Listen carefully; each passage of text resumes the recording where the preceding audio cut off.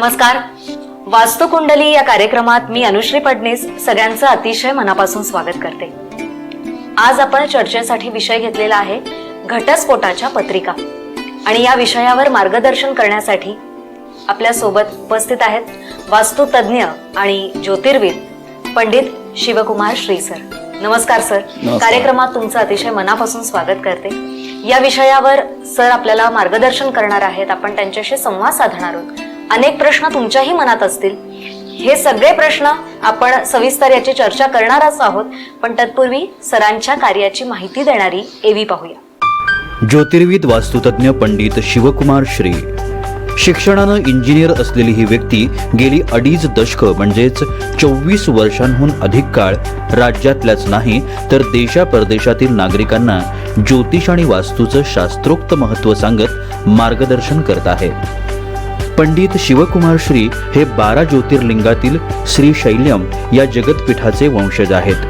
16व्या शतकापासून पंडितजींच्या घरात अध्यात्माची परंपरा आहे आणि त्याचे पुरावेही ग्रंथ पुराणांमध्ये आढळून येतात. ज्योतिष आणि वास्तू या विषयातील त्यांच्या कार्याची दखल घेत त्यांना आतापर्यंत भारत आणि भारताबाहेर 15 विविध मानाच्या राष्ट्रीय आणि आंतरराष्ट्रीय पुरस्कारांनी गौरवण्यात आला आहे.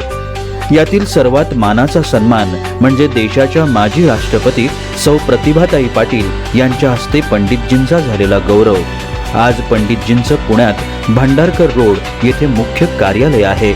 समस्या, अडचणी, भविष्याची चिंता, काळजी, प्रश्न असं खूप काही घेऊन सर्वसामान्यांपासून ते राजकारणी, खेळाडू, चित्रपट सेलिब्रिटीज पंडितजींच्या कार्यालयात मोठ्या आशेनं येतात आणि विज्ञान, तंत्रज्ञान, अध्यात्म, शास्त्र यांचा मेळ समजावत पंडितजी प्रत्येकाच्या अडीअडचणी सोडवण्यात सहकार्य करतात. सर, घटस्फोटाच्या पत्रिका या विषयावर आज आपण बोलणार आहोत. तर एखाद्याची कुंडली पाहून हे लक्षात येतं का की ही पत्रिका घटस्फोटाची आहे? येस. नमस्कार. हा एक गंभीर सब्जेक्ट आहे आजचा, कारण आता रनिंग कंडिशनला घटस्फोटाचे प्रकार जे आहेत ते सध्या वाढलेले आहेत. म्हणजे अप्रॉक्सिमेट 27 वर्षापासून या फील्डमध्ये मी आहे. 2008-9 पर्यंत एवढं प्रमाण नव्हतं घटस्फोटाचं, पण हळूहळू 11-12ला वाढलं. आता रनिंग कंडिशन 2016-17 नंतर याचं प्रमाण मला जास्त वाढलेलं दिसतंय. याचं कारण पण आहे, कारण आता पूर्वीच्या काळी कसं असायचं की लग्न होऊन मुलगी घरी गेल्यानंतर मग त्याचाच एक संसाराचा पार्ट होत होता. आता मुली आणि मुलं खांद्याला खांदे लावून एकत्र काम करतायत. दोघं पण शेअरिंग असतं वैवाहिक जीवनामध्ये. दोघांना पण कामाचा स्ट्रेस असतो. त्यामुळे साहजिकच आता रनिंग कंडिशनला याचं प्रमाण हे जास्त वाढलेलं आहे. तर अशा परिस्थितीमध्ये पत्रिका बघून लग्न करणं हे जास्त महत्वाचं आहे. आणि त्यासाठीच आपल्या मुलाची किंवा मुलीची पत्रिका ही पुढे जाऊन वादविवाद होणार आहे किंवा घटस्फोट होणार आहे अशी आहे का नाही, हे अगोदरच जर आपल्याला कळालं किंवा पालकांना कळालं तर त्या पॉइंट ऑफ व्ह्यू पुढचं जे काम आहे ते करू शकतात, की प्लॅनिंग करू शकतात. की तसं आहे बाबा म्हटल्यानंतर मग आपण प्रिकॉशन घेऊन पुढच्या दृष्टिकोनात कसं केलं पाहिजे हे त्यात इम्पॉर्टंट फॅक्टर त्यामध्ये येतो. प्रॉब्लेम काय येतो, लग्न जेव्हा करायची पाळी येते तेव्हाच पत्रिका हा पार्ट बघायला घेतला जातो आणि मग गुणमिलन हा प्रकार घेतला जातो. त्या गुणमिलनामध्ये किती गुण जुळले, एवढे गुण जुळले, 18 पेक्षा जास्त गुण जुळले, लग्न करून टाका असा जो क्रायटेरिया ठरला जातो. यामध्ये पत्रिका जी आहे, चौकोनी स्क्वेअर जो आहे, रेक्टँगल जो आहे, त्याच्याकडं पूर्णपणे लक्ष दिलं जात नाही. आता याचा परिणाम असा होतो की पुढे जाऊन हे सगळ्या गोष्टी फेस करायला लागतात. म्हणजे अशी उदाहरणं बघितलेली आहेत मी मुलांसाठी आणि मुलींसाठी दोघांच्या दृष्टीने. अशी निगेटिव्ह उदाहरणं बघितली. मुलीने लग्न केलं, सासू सासरे जी ग्रेडी होते, फक्त मुलीचं सोनं घ्यायचं डोक्यात प्लॅनिंग होतं, त्या मुलीला जिवंत ठेवायचं नाही असं प्लॅनिंग होतं. सगळं सोनं घेतल्यानंतर मुलगी 8व्या महिन्यात प्रेग्नंट असताना 100-120 स्पीडने सासरा तिला सोडायला जाणार होता आणि त्याचा मृत्यू झाला असता. हे माझ्या समोर त्या मुलीच्या आई वडिलांनी सांगितलेली गोष्ट आहे. आणि त्यांना विचारलं मी की हे मी पुढं कुठं सांगू का म्हणजे बिंदास सांगा. त्यात ती मुलगी वाचली योगायोगाने आणि नंतर लक्षात आलं की हे सासू सासऱ्याने अगोदर तसंच एक प्रकार क्रिमिनॉलॉजीचा त्यांच्याच घरातल्या व्यक्तीसाठी असा प्रयत्न केला होता मर्डरचा, त्यामुळे ते जेल झाली होती त्यांना. म्हणजे लक्षात घ्यायची गोष्ट काय, जेव्हा आपण लग्न हे पालक करतात तेव्हा हा नवरा चांगला मिळाला, पॅकेज चांगला आहे, घर चांगलं आहे, संपत्ती, या गोष्टीसाठी बघून उपयोग नाहीये. सासू सासरे पण चांगले आहेत काय नाही, त्यांचं बॅकग्राऊंड चांगलं आहे की नाही हे आई वडिलांनी बघणं खूप गरजेचं आहे. हा माझा एक्सपिरियन्सचा पार्ट आहे. दुसरं एक असं उदाहरण बघितलं होतं, MBA झालेली मुलगी पुण्यासारख्या ठिकाणी, चांगला 4 मजली बिल्डिंग, नवरा बायको आणि मुलगा तिघच राहतात तिथं, किती सुखी आहे असं वाटून लग्न करणं साहजिकच आहे. लग्न झाल्यानंतर मुलगा IT इंजिनियर, लग्न झाल्यानंतर त्या मुलीला स्वयंपाक करायला लागायचा, तर कुणालाही करायला लागतो. तो स्वयंपाक सकाळी 4 वाजता उठून करायचा. स्वयंपाक वगैरे केल्यानंतर त्यांच्या घरात पार्किंगमध्ये 7 कुत्री होती, त्यांना 52-53 चपात्या करायला लागायच्या.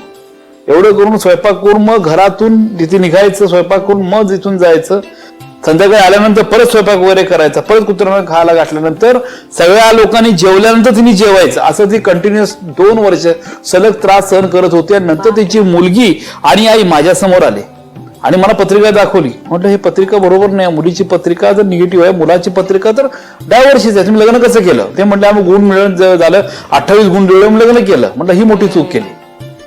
त्या मुला डायव्होर्स होणार आहे म्हणून डायव्होर्स त्या मुलीने केला, दुसरं लग्न पण झालं, फिनिश. ते उपाय मी दिले होते. अशा गोष्टी मुलींनी पण त्रास दिला असं पण बघितलेलं आहे की ज्यामुळे लग्न झालं त्यानंतर मग 5-6 महिन्यात भांडणं चालू केली.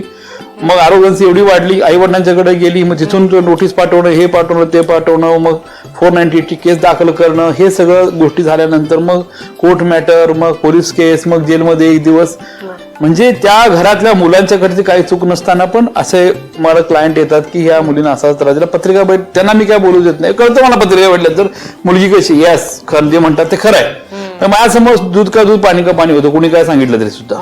एखाद्या मुलाचं लग्न करायचं आहे तर आपल्या मुलाच्या पत्रिका वैवाहिक जीवन सुख चांगलं आहे ना, ओके चांगलं आहे. ज्या मुली लग्न करायचं त्या मुलीच्या पत्रिकेत वैवाहिक जीवन चांगलं आहे की नाही हे बघायला पाहिजे. तर मुलीचं पॅकेज किती आहे, ते किती कमावते, ते कसं आहे हे बघत बसण्याचं काहीच अर्थ नाही. दिसायला सुंदर विंदर तर पाहिजे तो मुद्दा वेगळा, पण बाकीचं जे ऍज अ बायको म्हणून घरामध्ये तुम्ही मुलगी आणणार आहे तर तिचं सांसारिक जीवन कसं आहे, तिचं लक्ष्मीकारक पायगुणाचे आहे का, एकत्रित कुटुंबात आनंदात राहील का, वादविवाद करणारी नाही ना, संतती कशी आहे, संतती पण कशी आहे त्या मुलीच्या पत्रिकेत, या गोष्टी बघणं सगळ्यात गरजेचं आहे. त्यानंतर लग्नाचा विचार करणं गरजेचं आहे. हे आपल्याला पत्रिका बघितल्यानंतर कळतं की या मुलाची पत्रिका घटस्फोटाची आहे किंवा नाही. सर तुम्ही हे वेगवेगळे अनुभव सांगतात आणि हे ऐकत असताना खरोखरच अंगावर काटा येतोय. सरांच्या मार्गदर्शनाचा अनेकांना उपयोग झालेला आहे, लाभ झालेला आहे. अशापैकी एकाची प्रतिक्रिया आता आपण ऐकूया. 2015 रोजी माझा विवाह झाला होता, पण काही अनपेक्षित घटनांमुळे तो तुटला, तो टिकू शकला नाही. मग आम्ही सगळे डिप्रेशनमध्ये होतो. असंच एक दिवशी माझ्या साम टीव्हीवरती सरांचा प्रोग्राम बघत होती, तर म्हणली चला आपण सरांचं मार्गदर्शन घेऊन येऊया. तर आम्ही सरांच्या ऑफिसमध्ये आलो आणि सरांनी योग्य मार्गदर्शन केलं आणि सरांनी मला एवढंच त्यावेळी सल्ला दिला की मला दाखवल्याशिवाय, पत्रिका दाखवल्याशिवाय तुम्ही लग्नच करायचं नाही. तर मी वेळोवेळी सरांकडे येत गेलो. सरांनी माझ्या बऱ्याच मुलींच्या पत्रिका रिजेक्ट केल्या. फक्त गुण मिळण्यावर आपल्याला लग्न करायचं नाही हे सरांनी मला सांगितलं आणि मी बरेच 3 वर्ष सरांच्या मार्गदर्शनानुसार थांबत गेलो आणि सरांना आता मी पत्रिका दाखवली, त्यांनी योग्य मुलगी मला सुचवली आणि पत्रिका एकदम व्यवस्थित आहे. सरांनी मला लग्नाला होकार दिला, त्यामुळेच मी आता लग्न केलं आणि आता माझा विवाह जे वैवाहिक जीवन माझं सुरळीत चालू आहे. आणि माझ्यानंतर मी आज माझ्या ह्या पत्रिका दाखवत असतानाच मी माझे अनेक मित्र आणि नातेवाईकांना सरांकडे पाठवत गेलो. बऱ्याच अडचणी होत्या, कोणाला संतती नव्हती, कोणाचे विवाह जुळत नव्हते, 5-5 वर्ष विवाह लांबत गेले होते. मी त्यांना सरांकडे घेऊन आलो आणि सरांच्या मार्गदर्शनाने त्यांना 6 महिन्यामध्ये प्रचिती आली आणि त्यामुळे मी आता लग्न झाल्यानंतर सरांचा आशीर्वाद घ्यायला आलोय. आता माझं सर्व सुरळीत चालू आहे. सर विश्रांतीपूर्वी तुम्ही काही प्रसंग सांगितले, काही घटना सांगितल्या. पण हे जनरली प्रसंग आम्ही कुठल्या तरी कथानकातच ऐकत असतो किंवा फिल्ममध्ये पाहत असतो, पण आजच्या काळात सुद्धा असे प्रसंग घडतायत हे खरोखरच दुर्दैव आहे.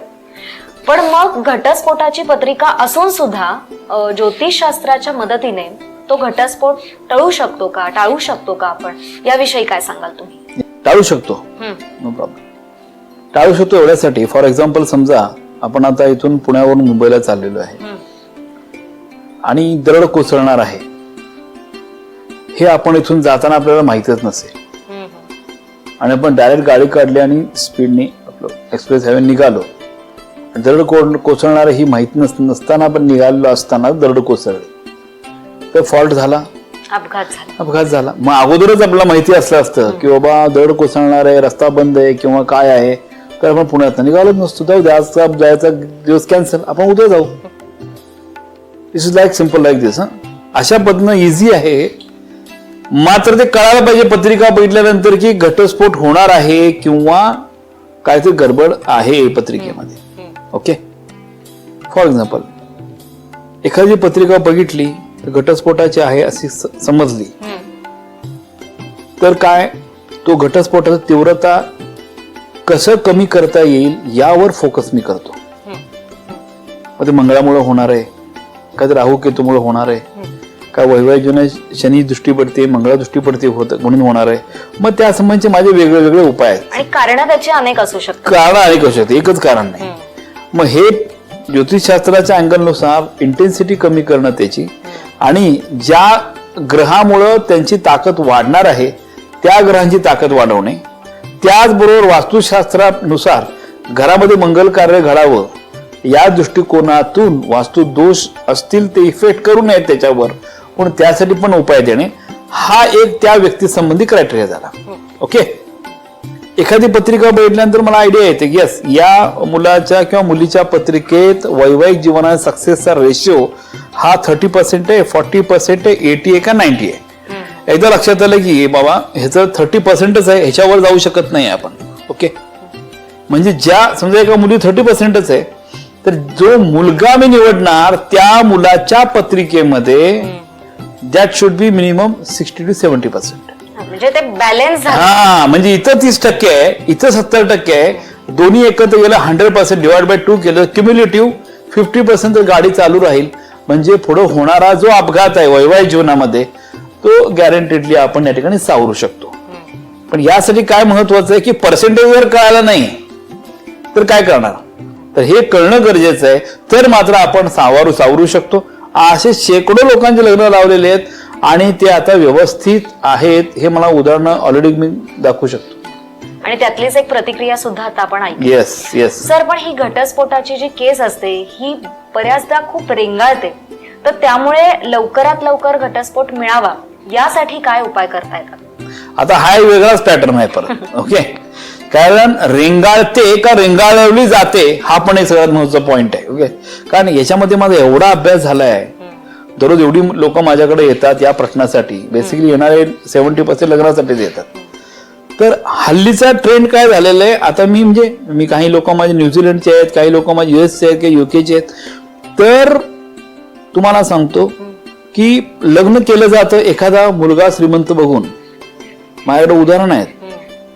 लग्न केलं जातं, त्याचं प्रॉपर्टी घर बीर सगळं बघितलं जातं, लग्न केलं जातं, विदिन 6 months मध्ये मुलगी घरी परत येते, त्यानंतर डायरेक्ट डायव्होर्स दिला जातो आणि मला एक फ्लॅट पाहिजे आणि समसम अमाऊंट lakhs of rupees मला हे पाहिजे, हे डिमांड केली जाते. एवढं त्या लोकांना टॉर्चर केलं जातं, ब्लॅकमेल, खूप ब्लॅकमेल केलं जातं, टॉर्चर केलं जातं. अशा केसेस माझ्याकडे आहेत. म्हणजे अब्रॉडला राहणाऱ्या लोकांच्यावर इथली लोक किंवा इथं पण असं केलं जातं. त्यामुळं हे मिळत नाही ना तोपर्यंत केस लांबवणार आपण. असे केस माझ्याकडे येतात आणि हे आपण उपाय देऊन पर्सेंटेज कमी करून हे क्लिअर करून त्यामुळे दुसरं लग्न पण झालेलं आहे, मुलगा मुली दुसरं लग्न पण झालेलं आहे. म्हणजे काय की रेंगाळवलं जातं, त्यातनं मला काय आर्थिक फायदा होऊ दे म्हणून ते आपल्याला कमी करता येतं. अशा वेळेला काय होतं, एक माणूस एक पार्टी खूप स्ट्रॉंगली हे घडवत असते, दुसरी पार्टी घाबरून गप बसलेली असते. यामध्ये मग काय अनेक वेळा घाबरलेली पार्टी पण माझ्याकडे, ते बापरे आता काय करू, मला आता प्रॉब्लेम झाला, असं झालं हे झालं. पण त्यावेळेला व्यवस्थित त्यांना गाईडलाईन देऊन त्यांचं मानसिक शांतता तयार करून कशामुळे हे झालं, का हे झालं आणि आता हे कशा पद्धतीनं आपण निराकरण करणार आणि किती दिवसाचा रिझल्ट मिळणार आहे हे डायरेक्टली त्यांना मी सांगून टाकतो आणि त्याप्रमाणे ते उपाय करायला चालू करतात आणि मग अल्टिमेटली त्यांना या गोष्टीचं एक कॉन्फिडन्स येतो, एक मनात शांतता निर्माण होते आणि त्यांना गाईडलाईन मास्टर प्लॅन आपण करून देतो, मग आपोआप अल्टिमेटली त्यांना सक्सेस मिळतो. ओके, हे योग्य वेळी जर आपण ते पाहिलं तर तो धोका होऊ येस शकतो येस येस आणि ते काम पटकन होऊ शकतं. Yes yes. तुम्हाला सुद्धा काही अडचणी असतील, काही प्रश्न असतील तर तुम्ही थेट सरांशी संवाद साधू शकतात आणि त्यांच्याकडून मार्गदर्शन घेऊ शकता.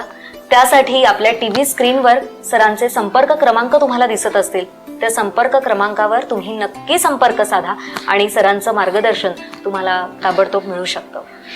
सर, एका पुढच्या टप्प्याकडे मला यायचंय, ते म्हणजे घटस्फोटानंतरचा पुनर्विवाह. तर असा हा जो पुनर्विवाह आहे हा सुद्धा ज्योतिषशास्त्राच्या सहाय्याने किंवा त्या मार्गदर्शनाखाली कसं होऊ शकतं याविषयी तुम्ही सांगा. या अनेक वर्षात एवढे अनुभव आलेत मला आणि एवढ्या लोकांना रिझल्ट दिलेले आहेत, त्यामुळे अनेक गोष्टी मी प्रॉपर सांगू पण शकतो. आता यामध्ये अजून एक मला सांगायचं आहे की ते म्हणजे घटस्फोट हा जेव्हा होण्याच्या मार्गावर असतो तेव्हा सगळ्यात महत्वाचा पॉइंट हा आहे की दोन व्यक्ती ज्यांनी मुलं आणि मुलीने जे काय लग्न केलेलं असतं हे इमॅच्युअर असतात, ही वयानं लहान असतात, ते छोट्या छोट्या गोष्टींवर पॅनिक होऊ शकतात, एकमेकांच्या आवडीमुळे निगेटिव्ह एकमेकांना विचार करू शकतात. पण दोघांचे आई वडील ह्या सगळ्यात मोठा रोल या दोघांचा असतो की आपल्या मुलाकडे किंवा मुलीकडे किती लक्ष द्यायला पाहिजे आणि त्यांच्या जीवनात किती इंटरफेअर व्हायला पाहिजे, काय आपण त्यात समजून सांगून एकत्र आणायचा प्रयत्न केला पाहिजे, हे दोघांच्या पालकांनी बघणं सगळ्यात गरजेचं आहे. आणि या वेळेला मला मॅक्झिमम चुकीचं असं आढळतं की जशी मुलं वागतात त्याचप्रमाणे त्याच इंटेन्सिटीने आई वडील पण रागावतात. बेसिकली अनेक वेळा आई ज्या असतात ह्या जास्तच त्या पॉइंटला पकडून धरतात आणि शेवटी हा पॉइंट घटस्फोटापर्यंत आला तरी चिघळून अशी गंमत होते अनेक वेळेला की नवरा बायको दोघं भांडतात का दोघात प्रेम असतं पण आई वडिलांचा इगो तयार होतो, मग ते म्हणतात आता काय वाटतं तिकडे घटस्फोट द्यायचाच आपण, आता ह्या दोघांना एकत्र यायचं असतं पण आई वडीलच चिडलेले असतात. अशा पण मी उदाहरण बघितलेत माझ्या ऑफिसमध्ये समोरासमोर घेऊन अनेक लोकांना अशा वेळेला मी क्लिअर करून घटस्फोट होता होता पण वाचवलेले लोकांना. ओके, तर घटस्फोट पहिला वाचवणं हा सगळ्यात महत्वाचा पॉइंट आहे, हे लक्षात घ्या. कधी कधी ग्रहाची स्थिती ही 2 ते 3 महिने अतिशय क्रुशल असते, तो पार करणं सगळ्यात इम्पॉर्टंट असतं, हे सगळ्यांना लक्षात ठेवायला पाहिजे. ओके, आता घटस्फोट एकदा झाल्यानंतर मानसिक खच्चीकरण मुलाचं किंवा मुलीचं झालेलं असतं, मुलींचं तर खूपच जास्त असतं. एखाद्या व्यक्ती इन्व्हॉल्वमेंट झाल्यानंतर परत तुम्ही इमिडिएटली दुसऱ्या लग्न करण्याचा विचार दोघंही करू शकत नाही. त्यासाठी तुमचा 2 ते 3 महिने वर्ष पिरियड जातो. अनेक वेळेला हे कोणी सुरुवात करायची यामध्ये घटस्फोट आणि या न्यायालयीन गोष्टीमध्ये वर्षानुवर्ष वेळ गेल्यामुळे पण डिले होतो आणि नकारात्मक विचार सतत पहिले मनात येतात. आणि समजा घटस्फोट लिगल पार्ट पूर्ण झाला किंवा लिगल पार्ट लवकर पूर्ण होण्यासाठी पण मी उपाय देत असतो. एकदा लिगल पॉइंट पूर्ण झाला की नंतर काय, मग कसला माणूस निवडायचा, मग थ्रेट किंवा भीती बसते मनामध्ये की आता लग्न केली तसाच मुलगा मिळेल का, तशी मुलगी मिळेल का, आता मला लग्नच करायचं नाही, मी एकटीच राहते, असं करून चालत नाही. माझ्याकडे शेकडो केसेस आहेत या लोकांचं घटस्फोट झालेला आहे पण नंतर लग्न झालेलं आहे. एक तर माझी क्लायंट होती जळगाव साईडला, क्लायंट आई वडील मुलगी आली होती आणि ज्या मुलीला घटस्फोट झाला होता लहान बाळ पण घेऊन आली होती. घटस्फोट झाला नव्हता त्या व्यक्तीचं डेथ झाली होती, म्हणजे नवऱ्याचं डेथ झाली होती. म्हणलं सगळं पत्रिकापैकी लग्न होऊ शकतं. मी उपाय दिले. सगळ्यात महत्वाचा पॉईंट काय की उपाय करणं सगळ्यात गरजेचं आहे. उपाय केल्यानंतर रिझल्ट मिळायलाच पाहिजे. उपाय करणं गरजेचं. उपाय केले त्यानंतर जेव्हा मिळालं ते नंतर एक 3-4 वर्षांनी मिळाले ऑफिसमध्ये आई वडील ओळखतं का पंडितजी तुम्ही सांगितलं होतं आम्हाला, खरंच त्यातनं बाहेर काढलं, तुम्ही सांगितलं होतं लग्न होणार आहे, काळजी करू नका. आम्ही रिलॅक्स झालो होतो आणि ती मुलगी पण रिलॅक्स झाली आणि नंतर बघायला मी चालू केलं. तर जेव्हा ती मुलगी आली होती तिच्या नवऱ्यावर आली होती आणि तिच्या हातामध्ये 1 वर्षाचं बाळ मुलगा होता. म्हणजे त्या पहिल्या पतीचं जे बाळ होतं ते आई वडील सांभाळत होते आणि ती मुलगी वयाचं काय 24-25 वर्ष होती ती. तर परत मेकॅनिकल इंजिन नवरा होता तिचा आणि आता व्यवस्थित वैवाहिक जीवनात सुख तेव्हा ती भोगत होती. सगळ्यांना मला सांगणं आहे की अशी जी व्यक्ती असतील घटस्फोटाच्या मुळे फ्रस्ट्रेट झाली असतील की पुढे काय करायला पाहिजे, योग्य व्यक्ती मिळेल की नाही मिळेल, हे योग्य व्यक्ती मिळवून द्यायची जबाबदारी पत्रिकेवरून माझी. त्याबद्दल काळजी करायची गरज नाही. एक मला सांगणं आहे फक्त की गुणमिलन करून, फक्त गुणमिलन करून लग्न करू नका. तुमचा डायव्होर्स कधीही होऊ शकतो. तर आपण एक्सपर्ट ओपिनियन घेऊन आपलं जीवनाचं सगळं चांगलं साध्य करावं, हेच मला यातून सांगायचं आहे. बरोबर आहे सर. कारण आता तुम्ही म्हणालात तसं विवाह करणं आणि विवाह टिकवणं Correct. या दोन खूप वेगळ्या गोष्टी आहेत. बरोबर. आणि सरांनी उत्तम रीतीने फक्त म्हणजे ज्योतिषशास्त्रच नाही पण ज्योतिषशास्त्राबरोबर उत्तम रीतीने काउन्सिलिंग करून सुद्धा अनेकांचे संसार वाचवलेले आहेत. Yes. सर तुम्ही या विषयावर इतकं छान मार्गदर्शन केलं. लोकांच्या शंका नक्कीच दूर झाल्या असतील अशी मी आशा व्यक्त करते आणि इथेच थांबते. धन्यवाद. पुन्हा भेटूया वास्तुकुंडली या कार्यक्रमाच्या नवीन भागात नवीन विषयासह. तोपर्यंत काळजी घ्या, निरोगी राहा. धन्यवाद.